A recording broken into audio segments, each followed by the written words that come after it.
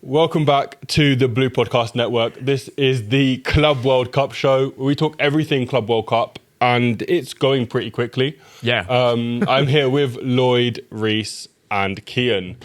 How are you guys doing? All good, all good. Yeah, Looking forward to the rest of the competition, to be fair. It's heating up. We're already in round of 16. Jump into it. So, first game of the round of 16 was Palmeiras and Botafogo. No. Of course, basically, if no one knows, Nottingham are pretty much going to just buy Botafogo. They're looking at every single one of their players. And even though they've had a good tournament, beat PSG, they did lose.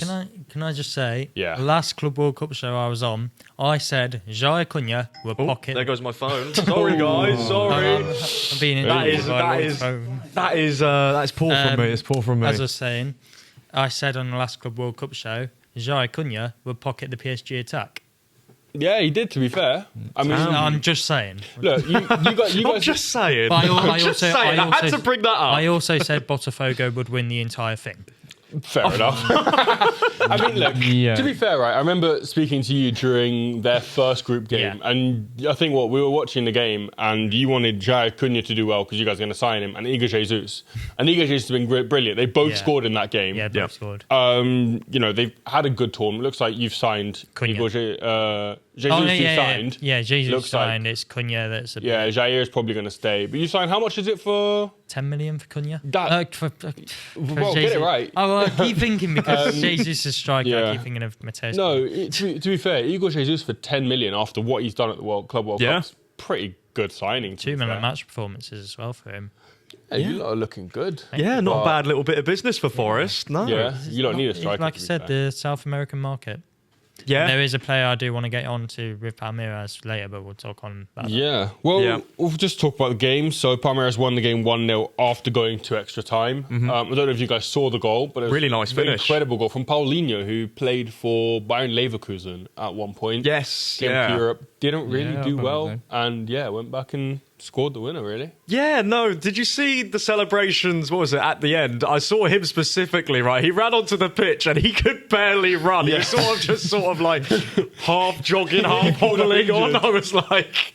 He did nearly pull up injured. I think the climate is a massive issue, which we'll get onto with the Chelsea game specifically. But, the amount of issues we've had with the climate makes you think, how's the World Cup going to happen next year? Yeah. Because, players are looking dead by the end of the games. It's a worry as well. Like the Chelsea-Benfica game, was it over 2 hours long? Was it 2 hours, 40 minutes. Yeah. I mean, that's far too long. They had, a 2.5 hour break plus, what was it? 1.5 hour break. It's still too long. Yeah. Still too long. Way too long. So that was, we'll get onto it. But who's the player you want to pick up on then? Richard Rhys. Incredible player. I really want him at Forest. I think I briefly talked about him on the last World Cup show. Yeah, I think you did. I'm pretty sure. And now he's just performing against these top sides, and he just looks so good. Yeah. At 25, he's got a lot to grow as well. Like, you guys good behind the camera there, just laughing. Anyway, back on to Rhys. Yeah. 25 years old, Colombian. He's got a lot to grow. I think he'd suit your midfield perfectly, pretty much. You guys had Danilo, who came from Brazil. Yeah. From, I want to say Palmeiras. Palmeiras. Hasn't really done too much. I mean, he broke his ankle at the start of the season, so no, he's not really. Oh, exactly. but even when he's played, he hasn't looked great. I feel like he started off quite well, but then I think since his injury, he's struggled. Yeah. I mean, Rhys is definitely an upgrade. Oh, Rhys would be unbelievable. Especially because you've got teams like PSG, Atletico Madrid looking at signing him. But we're the most interested by the looks of it. Yeah, and I know United want him as well, but I mean, United want everyone. Yeah, though. but I think I'd rather go Forest than United at a minute. Yeah, but that's because that's European football. So. European football is the thing, isn't it? It's just Manchester United are by far the bigger club. That's the only pull of it. 30 million for a player of that quality is. 30 million in Brazil, I think they're going to pay 189 million reais, which is incredible for a Brazilian club. He has a stupidly high release clause as well. Yeah, well, all Brazilian teams have to have a release clause, so they put 100 million euros. No one's going to pay that. So it's like, what, Lamine Yamal, like a Barcelona. It's something like that. His ridiculous release clause. A double pivot of Elliot Anderson and Richard Rhys. I need that in my life. Oh my days! What a midfield! Yeah. I just think I feel like if a team like PSG come in, it's automatically going to take him. I feel like given that you're the kind of the club that's most wanted with, I think you don't just want to buy Brazil at this point. I think it'd be interesting to see what he does against Chelsea. Yeah, like playing against a fairly top side. Yeah, I'd say a bloody good midfield. What is it? Caicedo, Fernandes, Palmer. Midfielders worth 200 million for just 2 midfielders. Well, they'll have about 20 attackers on the bench anyway, so he'll have to deal with that. 20 attackers on the bench. That's outrageous. To be fair, I mean, we're going to get on Chelsea, but I see Palmeiras winning the game. Like genuinely, do you reckon not even just being biased. Wow. Palmeiras are going to win the game. Estevao with the goal. Can Estevao play? Yeah, yes, he can. Yeah. And this is the thing. I feel like he's going to try and play his best. Because, of course, if Chelsea win, he doesn't get a medal. He only gets it if Palmeiras win. This is kind of his best chance to show them why they've signed him. Do you know what I mean?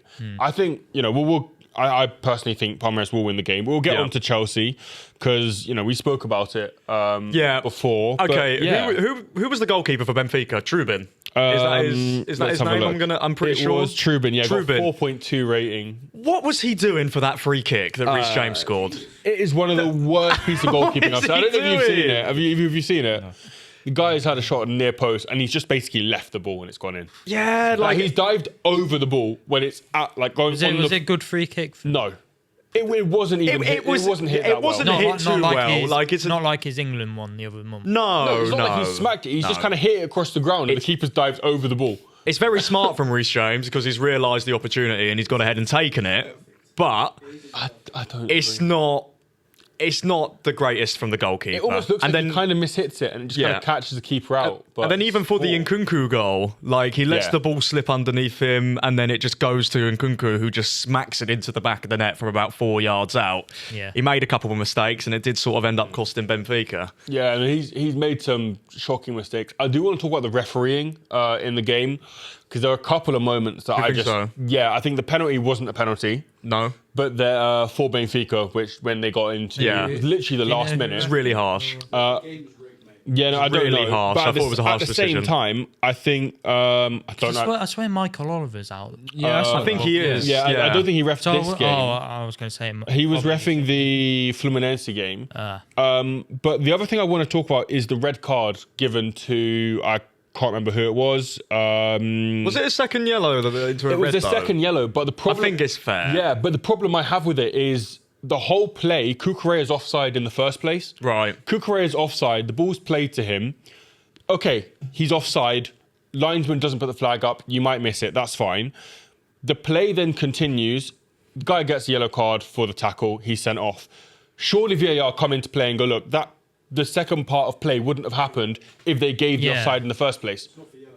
Yeah, but I understand it's not a yellow card, but you've given the red. Like it's not even. Yeah, if it's just a yellow card, fine. But the fact that it's leading to a red card that completely changes the game when the first play was offside, I think it's just poor ref. I see your point. I think not the reffing, but I think the rule is stupid. If it leads to a red card, it needs to be checked. I see your point, and Liverpool, of course, aren't in the Club World Cup, but I've got to bring it back to Liverpool somehow. Virgil van Dijk, when he got snapped by Jordan Pickford, that was offside, right? So he snapped his ACL, and Pickford didn't get a punishment. So that's the complete opposite side of it, which is why I wouldn't give a punishment. For goodness sake. But like, that's the exact opposite thing. The fact that he was offside and then he got punished. Yeah, I would rather see the person who made that challenge end up getting a card or a red card like Pickford should have got, rather than him get away with it. Yeah. So I see your point. But then at the same time, I'm sort of like, he still made the challenge, even though because he still thinks play's going on, which it is at the time. That's why it's poor from the linesman, because the linesman probably, you're on the other side. Yeah, it could have been avoided, for sure. Exactly, you might have not seen it.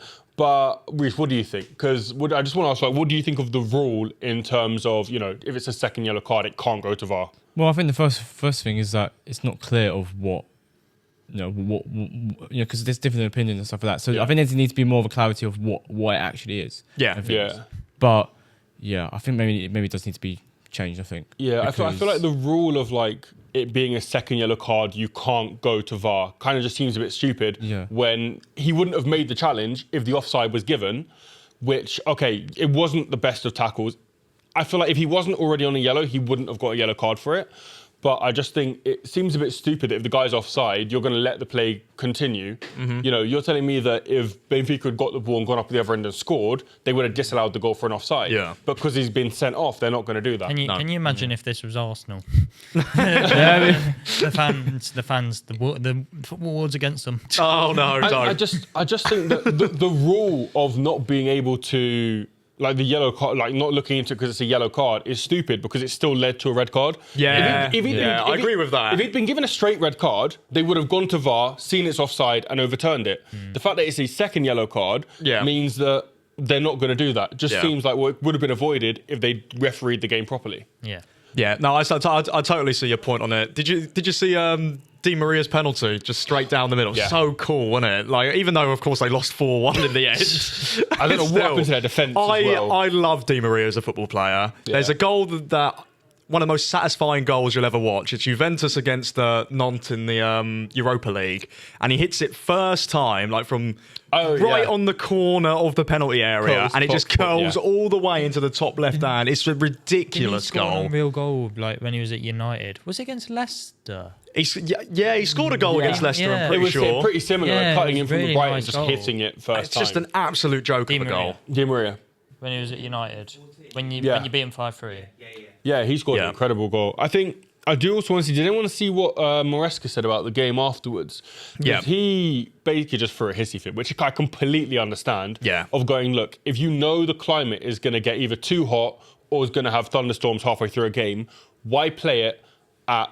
First of all, play it on a Monday at 3 p.m. Just seems like a stupid time to play a game. Plus, if you know the climate's not going to be good, why host a tournament there? Which I completely agree with. Yeah. Yeah, it just we've got that for the World Cup as well. No, and the only reason that they've put the Club World Cup in there is, of course, the World Cup next year. But if this is how it's going to be, then screw America, just get rid of it. Because what's the, you're at the Club World Cup, you have a bit of leeway in terms of, you could probably postpone a game. You can't really do that in a World Cup game. No. And what happens is it's a last group game. 2 teams are playing at the same time, or all 4 teams. All teams are playing at the same time. Final. Exactly. You can't just suspend a game for nearly 2 hours. I feel like a lot of it needs to be looked at because this is bringing up a bunch of issues that needs to be sorted. It's issues that they've just not thought about before hosting the tournament. Yeah, surely these things you talked about before. Well, you would have thought so. Yeah. Well, yeah, exactly. You would think so, but you're going to Miami. You know they're known for having storms, tornadoes. Yeah. Like, it just seems. Oh, don't say that. I'm meant to go there soon. I'm saying during the time period we're at, like now we're like at the time period we are. I'm sure it'll be fine by September. It'll be all right. It'll be okay. We know that summer here is. Too hot. Yeah, storm season for them. And it's like, well, why would you play a tournament? That's the whole point of having Qatar in a winter World Cup here. Because they could be able to play it in the summer. Exactly. So surely you've got to do something what's about the temperature over there right now? Like, it changes. It depends because it's in so many different cities. I think like Charlotte's 35. But what was it like? We were saying Miami. What is it like over there? Miami's quite warm though. Yeah, it's tropical. So let's have a look at Miami now. 26 degrees, 30.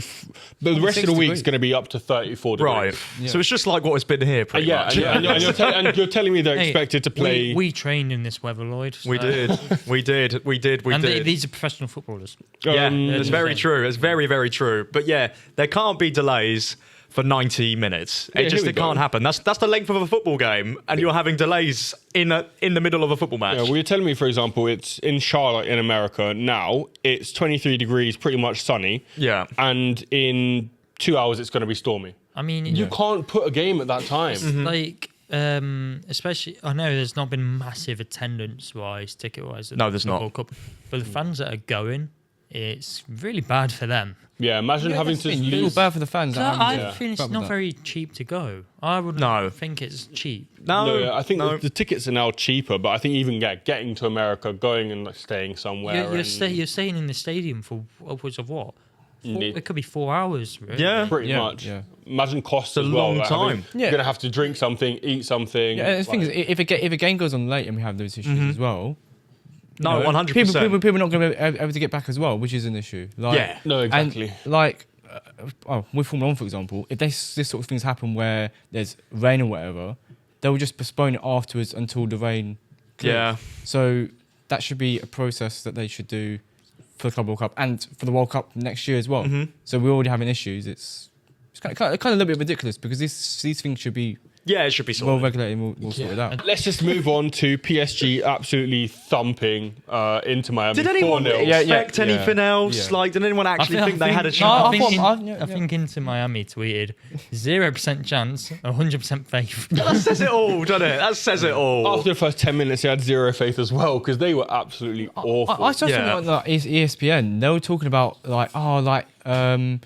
this is a positive for MLS football, whatever. Showing these teams come and compete. Oh, your team just got battered. Your team just got. I was like, everyone in the comments. I was like, your team got battered 4-0. What does that prove? And all the other teams got knocked out in the group stage. What does that it's a good point. I mean, let's be honest.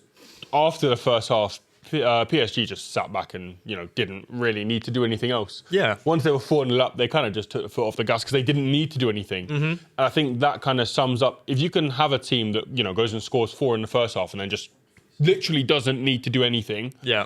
And the fact that it was as a fan though, you hate to see that. Yeah. Like as a football fan, you hate. I said it in Gold Show last year. There's so many teams that could be like 3-4 up at half time. And you'd expect them just to go on and score more, but they just... Yeah. I understand. You've got to understand it because they've got so many games. The only real team that you could say don't necessarily do that is Man City. Bayern Munich, they were like 6-0 up at half time and brought on Leroy Sané. Like, come on. Let's be serious, man. Come on. As a football fan, you want to see goals. You do want to see 10-0, you know what I mean? Like, Yeah. you do want to. As long as it's not your team. True. I want to pick up on João Neves. Incredible game. Yes. Scored 2 of the goals. I think created the most chances in the game. I feel like when he went there, I was a bit sceptical of how he's going to do. He's still young. He's been one of their best players this season. Yeah, he's been unreal. The fact that United almost got him. Yeah. I mean, they got Ugarte instead, didn't they? I mean, to be fair, him rejecting United kind of was better for him because look, he's gone to win Champions League from it. So to dig at you, Henry. And you're under management of one of the top coaches on the planet in Luis Enrique. I mean, what a football coach he is. Yeah. Tactically superb. I mean, first half of the season anyway, it was looking not great for PSG. I remember when PSG played Arsenal at the Emirates and they looked really off it in December. Got battered in that game. They were really poor. And then all of a sudden, as soon as it got to January and they brought in Kvaratskhelia, I don't know what happened in terms of Europe. It all just sort of clicked for them, and they look unstoppable at the minute. I mean, him and Dembele stepped up at the end of the season. Dembele's only come back in now, and it will be a massive positive for them that he's gonna be available for the Bayern game. Yeah, because that's massive, huge. But I do also want to pick up on just that midfield 3. So you've got Rhys, Vitinha, and Neves. I'd say that's probably the best midfield partnership in the world at the moment. You reckon? Yeah.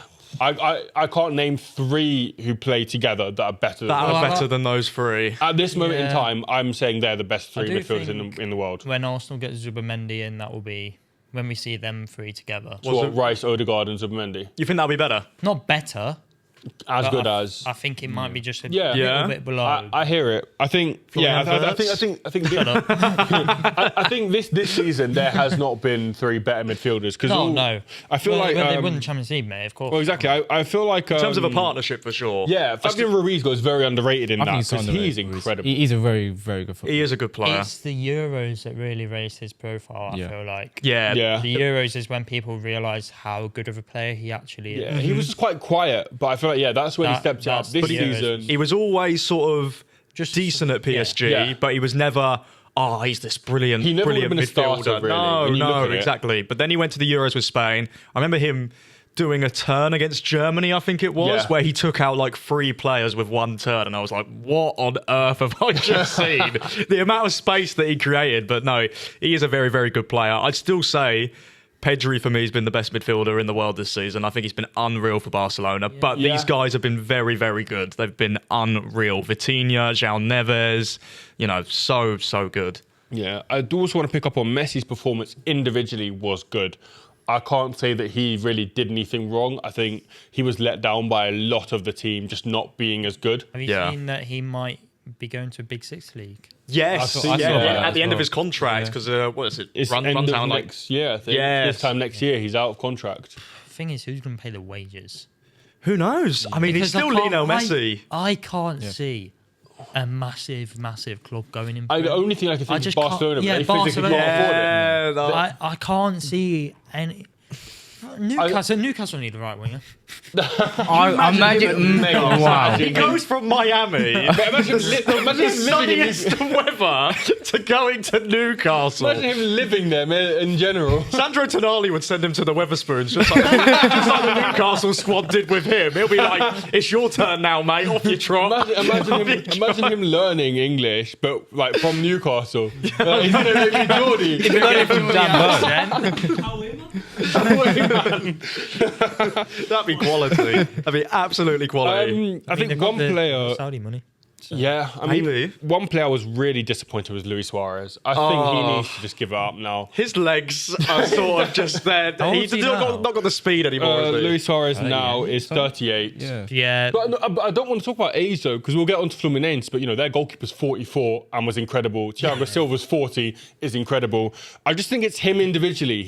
I don't think he's kept up that level of fitness. I feel like... Also, he's probably at a point in his career, he doesn't really have to do much anymore. Yeah. Especially when you're playing in the MLS. I was going to say. Yeah. That's the main thing. He's more chilled now. He's in Miami. It's nice there. He's vibing. It's different. He's with all his mates. Exactly. Yeah, it's different from playing in the MLS and then you're playing some big 100% in the Club World Cup. Is very different. Yeah. I mean, the football rating of Busquets was a 5.7. As a centre midfielder with his quality, he just had a poor game.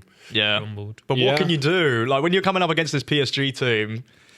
and you're into Miami in the MLS, I think this has further solidified the fact that loads of players go to the MLS to retire. You look at so many players, like Christian Benteke is bagging in 20 goals a season.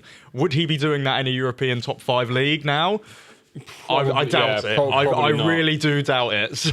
No, I hear it. It is one of those ones where you've got them. You're looking at kind of Saudi-ish. I think Saudi are probably a better league because they can still attract big players now. You look at the quality that they've got. But, you look at the MLS and you go, well, players do go there to retire. They still have the money to pay wages enough. Realistically, someone like Zaha is going to go there. He's probably going to go there for a few games. Now it feels like it's more Saudi than MLS. That's what I mean. Because MLS is a retirement league, whereas Saudi can still get big players. It used to be MLS, and it kind of went to China. Yeah, it did for a back couple to seasons. MLS, and then now it's Saudi. Yeah, well, MLS at one point had, David Beckham played there. Yeah. You had Ibrahimovic there. Ashley Cole. Carlos Vela. Exactly. Carlos Vela, Ashley Cole. You could still get quality players. Now it's like players will only go there when they're ready to pretty much retire. Whereas Saudi are still bringing in. They can still attract. Yeah, you still got. In their prime. Yeah, exactly. Koulibaly's playing there, and he could still walk into pretty much any backline in Europe. Do you reckon so? According to ChatGPT, Kalidou Koulibaly is a striker. Kalidou Koulibaly is a striker. Doing my questions for the chase. He's a striker. Wait, is he from Senegal? Yes. He's Senegalese. It was what Senegalese striker scored for Napoli or something? And it's Kalidou Koulibaly, and it's Kalidou Koulibaly. I saw the Mark Goldbridge song that he made. That popped up on my TikTok when after he scored. It did make me laugh. Let's move on to the other game, which was played on, I don't even know what day it was played. It was played on Sunday, which was Flamengo 2, Bayern Munich 4. I was confident with Flamengo getting a win there, but... They put up a good fight. Yeah. The first 10 minutes, they were absolutely awful. They were, and to be honest with you, all 4 goals were their own fault. All the goals that Bayern Munich scored, maybe bar... Kane's goal. Kane's goal was really good. Yeah, he gets it on the edge of the box and he just he sort of a mixture of like drilling it and curling it into the bottom left-hand corner. Such a nice goal. I feel like there's a lot of issues though. You know, we're just gonna point out some of the ratings here. The goalkeeper Rossi Flamengo got a 4.8. Is he the 44-year-old? No, this is Fluminense. Yeah. You got Alexandro getting a 4.9. What, the Juve? Yeah. Eric Pulga getting a 4.6. Oh dear. Araujo getting a 5.0. You can see what I mean in terms of Flamengo just didn't turn up to the game. Like, all 4 goals were their own fault. Yeah, they put up a bit of a fight. You got Gerson scoring. They got a penalty. Jorginho scored it. That goal was unreal from Gerson. That was such a good goal. He just rifles it. It's like a proper thunder. Like next word, and then it's interesting because he might be coming back to Europe, but it's really interesting where he might be going. Where's he going to go? So he's been offered a contract from Saudi Arabia, turned it down to go to Zenit St. Petersburg. Oh, Really? For 24 million, Wow. 24 million euros. Interesting. In today's day, that's questionable, no? Surely. yes. Leaving your home country to go to Russia Yeah.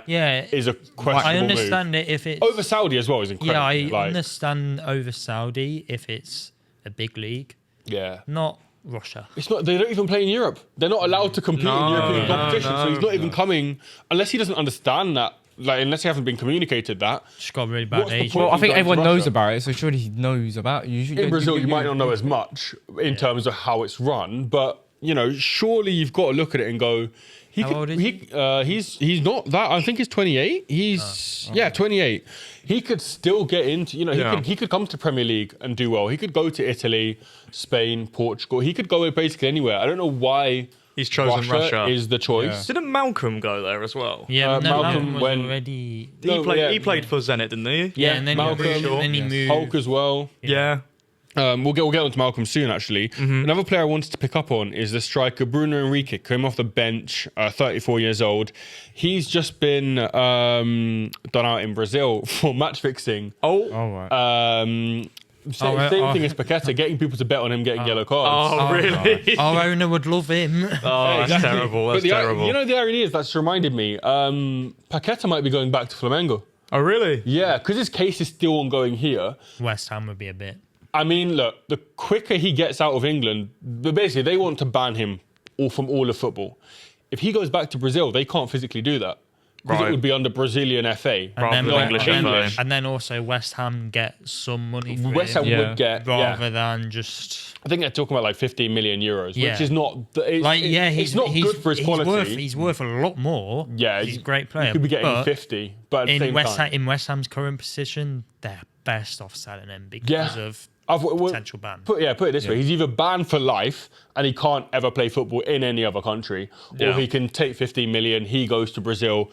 I was going to say he stays quiet, but it's Paqueta. He's not going to do that. But he continues playing football. West Ham gets something, which it's still a loss on what they've had. Yeah, it's better than nothing, is it? Exactly. Yeah. I don't know. It's such an interesting one because that case has been going on for 3 years now. It's been a long time. I remember him being linked to Man City for like 70, 80 million pounds like a few seasons ago, and now seems like he's going to leave England. I think there's a lot of questions about it though. I'm just thinking, I feel like they're treating him very differently to other people. Well, Ivan Toney's ban was... Well, yeah, Ivan Toney's ban was short. Tonali's ban was short. I don't know why when it's him, when Obviously our left back got done for it. Yeah, I mean... He didn't even get banned. What I don't understand is why is it with Paqueta when his charge is kind of almost... when you look at someone like Toney, he was betting on his own games. Yeah, he was betting on himself. Look at Tonali was betting on his own games. All Paqueta did was get someone he knows to bet on him. I understand it's still bad, don't get me wrong. Still not good. But I don't understand how, the other two got a year ban and he's getting a life ban. I feel like personally, because he's not European, he's getting a harsher sentence. That's how it feels for me, because they would never do that with an English player, let's be honest. I guess they'd never ban them for life. I mean, I guess we'll just have to see what the outcome is of it. I hope he doesn't. Hopefully for him, he doesn't get banned for life, because, you want to play football, but... He's still a good player. Like, I mean, it's not like he's betting. Yeah, we'll have to wait and see. It's not like he's betting to score own goals. Is no, it? exactly. That's what I mean. That's where I think it would be obviously. He runs down the other end and just puts the ball in the back of his own net. and gets 500. No, but that's the point. The point I'm making is, Tonali and Tony were both betting on their own game. On their game and on this, like Ivan Toney was like he'd only bet on himself to score first or something. Exactly. That's literal fraud. All Paquette has done is go, we've got this game, bet that we might win it, bet we might lose, something like that. That's not that bad. If you're backing yourself, Exactly. it's fine. That's not that bad in comparison to actually betting on your own, yourself to do something.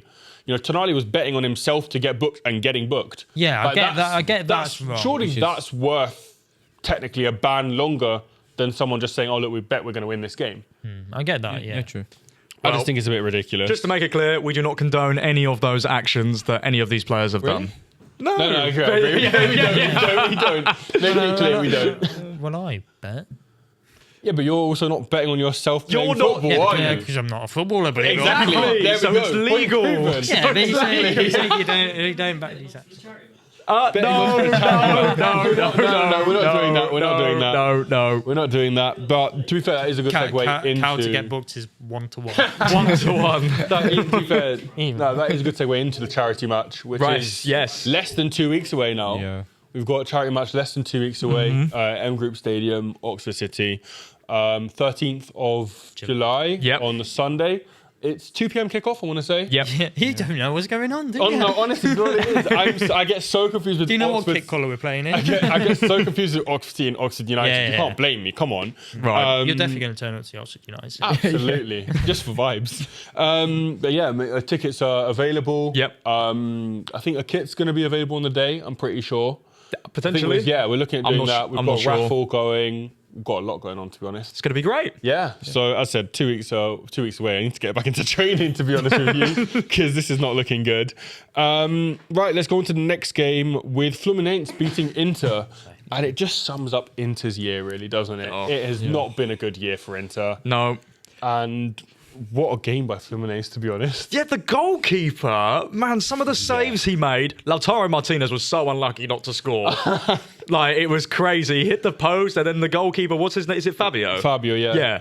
Unreal save he made from close literally range point from, blank. from Martinez. Tell you one thing about Martinez. Gets so many goals this season, but every time I watch him, He looks bad. never impressed. Yeah. Really? I completely agree. Never- Yeah, I mean, to be fair, I don't think he actually, first half, he wasn't good in this game at all. Second half, when Inter had created a few more chances, he looked good. But He did pick it up. lots of people have this opinion. I see TikTok trends of people saying players that have really good statistics, but then when you watch them, they aren't very good. Like And Lautaro Sesko. Martinez always pops up. Same with Setsko. He's a great player. He's got good numbers. But whenever I watch him, I'm just not that impressed You're not with him. impressed. Yeah. But I think this is a tale of two goalkeepers because you've got here Fabio, who was incredible. But then I don't know if you guys saw the first goal for Fluminense. It is I think I've seen it is it. one of the worst pieces bad. of defending I've ever seen. So the ball comes in from the right-hand side. It takes a deflection on the cross. But then you've got one centre-back in the middle who kind of goes towards the ball and stops. The goalkeeper comes out halfway to collect it and then just stops. And you've got a centre-back behind who comes across, doesn't do anything. Ball bounces over the first centre-back and Cannell just heads it straight through Sommer's legs. Yeah, it was comical, really. It's one of the worst pieces of defending I've it was seen. really poor. After the Champions League final, I said Inter are going to have this Champions League final hangover. Yeah. And I think next season they're going to really struggle. Yeah, I just worry with their squad. I think It's there's a old. chance they might not even get Europe next year. Do you reckon? I don't think it'll be that bad. I think they'll get Europe. I don't think they I could. think I don't this think they'll hangover get, could be bad. I don't think they'll get Champions League, but I think they'll probably get Europa League or something. I know the squad's obviously very good because it got to the Champions League final. It's quite an But old squad. though. we're already seeing in this Club World Cup a bit of a hangover from that Champions League final. Then I also think if that's that a runs into managerial- the season, Yeah, you make a good point here. They've got quite an old team, to be fair, but I think did you see the De Vrij miss as well? That was bad. Yeah. Literally in front of goal. Not sure puts how it he missed wide. that. He's then hit. Then who was it? Was it Barella? They hit the crossbar as well. Yeah. But I think we mentioned it earlier. But I think the standout player for me, other than Fabio, was Thiago Silva. Oh, You see, Esposito was literally 2 yards ahead of him, and he managed to recover and win the ball back. He is unreal. 40 years old. I wonder when he will retire, because Well, he's still playing. I think- could go another 5 years. Yeah, I was going to say, yeah. He could do. No, absolutely. I don't see why not. Because He's been superb. he was incredible in that game. And I still think he was kind of looked down upon at Chelsea. I think he was incredible for Chelsea. Like he looked down at you. not looked down upon. I feel like he was a bit underappreciated in terms of the work he did. Maybe by other fans. I think Yeah, Chelsea not by fans Chelsea. really loved but him. I'm saying by the rest of the Premier League. I feel like people don't realise how But to good be fair, he actually was for that squad. I've said he's the best centre half I've seen play live. Yeah, he is Van Dijk. absolutely. Better than Virgil, do you reckon? No, I hear it. To be fair, Do you think so? I hear it. I think technically he is incredible. Interesting. And I think Van Dijk's just daddy long legs. no, that's crazy. You're going to say that's like a bad thing. That's that crazy. He wins the ball. I would say Thiago Silva's footballing brain, I would say, is better in terms, Right. and that comes from experience. But in terms of, he knows where to be every single time he defends.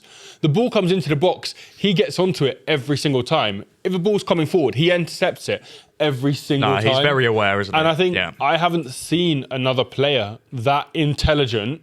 You know, it's almost like, you know how like you look at like clips of Maldini or someone, Right. where you're just always there. And I feel like he's that kind of player who a striker's just like, mate, piss off. Yeah. Like leave me alone. So obviously because he's not the tallest for a centre half, so he's not exactly intimidating, is he? But the I way think his presence is intimidating. That's the thing. And He's just in the right place at the right time. He is a great centre back. Yeah, no, he's incredible. I'm trying He's to a find really, his really height. good player. I do like him a lot. 183 centimeters. So I'm 185. So he's nearly as tall as me, to be fair. Yeah. Which is fairly tall. Is it? Yeah. Oh, wow. Okay, cool. Cool. The fact that he's 40 years old and still playing at the level he is incredible. It's good. It's very good. Fair play to him. What a centre half. I'm very disappointed with Inter. I think they are unlucky on another day. Those chances go in, but I hear what you mean in terms of the fallout of losing a Champions League 5-0. They should be getting past Fluminense. 100%. Yeah, definitely. Even with the managerial change, so Inzaghi leaving, I think that's the most damaging thing to Inter. Surely would have kept him for at least this tournament. Well, to see how it's gone. I think they sort of just it's pointless though, because then if you get a new manager in, they can get their ideas in early. And hasn't happened. But I think he looked at that squad, Inzaghi, and he sort of did a Sir Alex Ferguson where he went, these players, this team, it's not going to go like this. It's going to go like that. Because you looked at when Sir Alex Ferguson was at Man United when he left, a lot of the players that he had were 30 plus. A lot of the players in that squad that he left for David Moyes. And you look at that Inter team, as we said, a lot of those players are 30 plus as well. You got Jan Sommer 36, Darmian's 35, De Vrij 33. You got Bastoni who's 26, Dumfries is 29, Barella's 28, Aslani's 23. Then you got Mkhitaryan 36.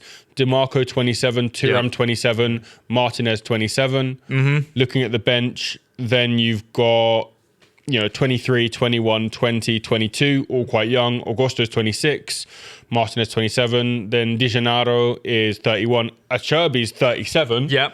Then you've got 19, 18, and 20. But then even we haven't mentioned Çalhanoğlu there. No, I did. And he's usually a starter, no, I'm pretty sure. Did I not? Oh, he's not even in the team. No, he's not even in the team. Yeah, but he's again, in his 30s. He would start over Aslani a lot of the time, and he's 30 plus as well. So that's another player who's over the age. That kind of just points out in terms of, their starting 11 are predominantly over 30 and their bench is like 20. Yeah. That's an issue. Yeah. Because, look at the Arsenal squad now, has nobody over 30 years old. I think, now they've signed Norgard. I think he's 31. Yeah, he's the only one. But I feel like there's a difference in terms of a lot of the players have experience. Yeah. Some of the guys I've listed on the bench, realistically, you're not even going to know who they are. Yeah. I feel like they haven't got that experience. Having a 16-year-old sitting on the bench, what's the point if you're not going to play him, he's not going to get experience? I still think you need a mixture. I think you need a mixture. I feel like they need to freshen things up because I feel like a lot of those players have been there for quite a long time now, and they've been quite successful over the last 3 years. But they've reached 2 Champions League finals in the last 3 years, won the league and stuff like that. Just need a little bit of a change, I think. Maybe that's the idea with bringing a new manager in. It hasn't worked out so far. No. But maybe that's just the Also, idea. sorry, real quick. You look at the other Champions League final, the Man City one. They should have won that game. Yeah. Like they were the better team. Lukaku, man.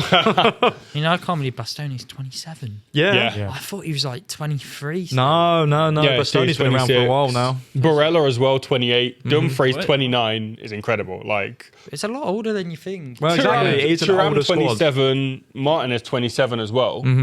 Looking at that, maybe another 3 or 4 I years. remember when Barella came through and everyone wanted him. He was a young guy, and now he's Liverpool 28. wanted him for ages. Yeah, we never went in for him though. The In the same end. as Martinez. Feels like he was like 22, meant to be really good. Now he's 27. Yeah. How? Same with Thuram. Thuram's now 27 as well. Anyway, should we move on to probably the best game of the round of 16? Man City 3, Al Hilal 4. City are gone. They are out. City are Well, out. woke up and I was like, what?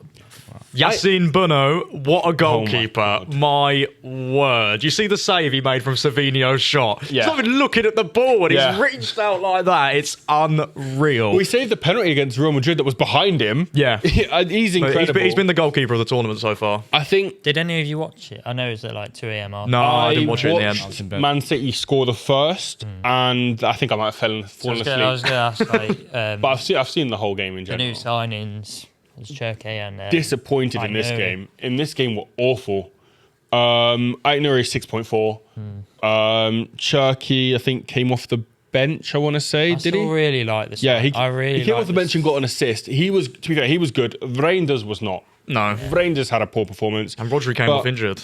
Yeah, off Came on and then came off about 47 minutes yeah. later. He came on 53, went off It wasn't a 100. bad one, was it? No, he just said, Pep said after the game, Rodri's complaining about an injury, so we're going to have to look at him and see. Well, he's see just what's come going back. on. You're rubbing your hands at that, aren't you? No, Looking for no, next I You know what it mean- is? Let's be real. I think everyone. It helps other teams' chances of winning the league. You don't want to see a player get injured, of course. Nobody wants to see that. But no, come on, let's be real. But does No, it help? I hear it, Does I it hear help Liverpool and Arsenal's title chances?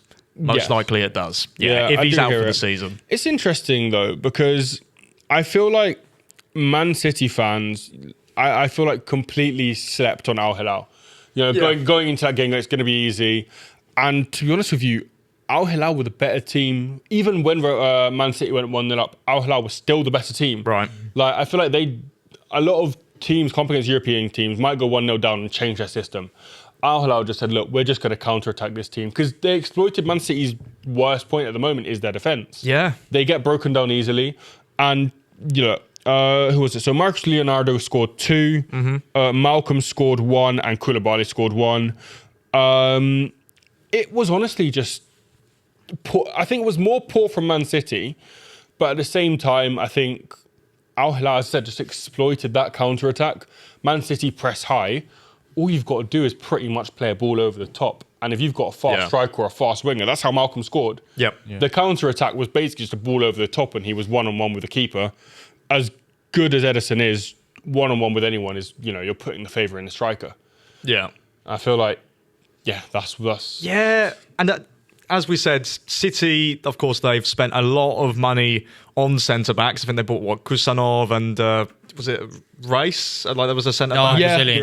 Brazilian Rhys.